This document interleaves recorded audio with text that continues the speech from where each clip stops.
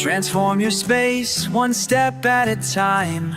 With vinyl stair nosings, we make it sublime. From a single staircase to a grand redesign, Step Up is the name, making homes truly shine. Best in town, we're leading the way. Call us now, don't wait another day. Step up for the vinyl you'll love.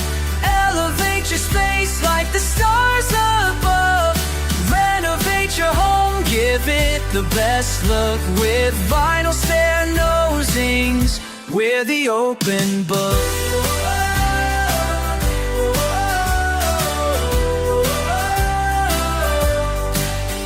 Canadian heart, we're proud of our roots. With every floor stylish and astute, we create the look that you've always dreamed.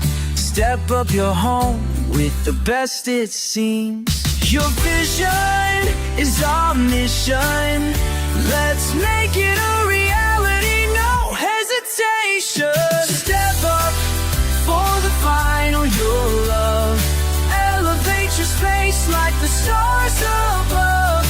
Renovate your home, give it the best look. With vinyl stair nosings, we're the open book.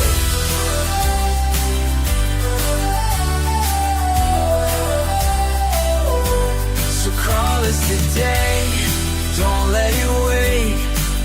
Step up, your home will be great.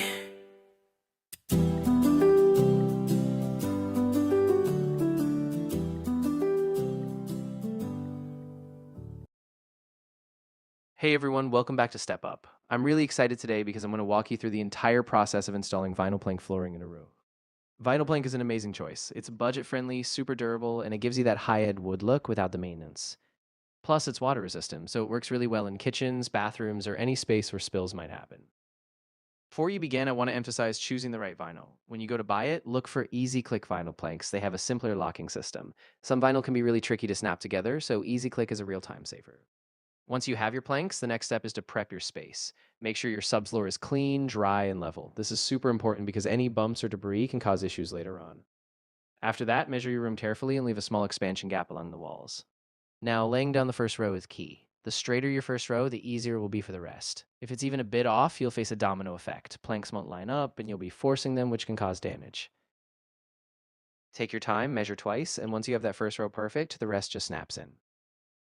One difficulty you might run into is if you're working alone. Sometimes you'll need an extra hand to hold a plank or hand you pieces as you go.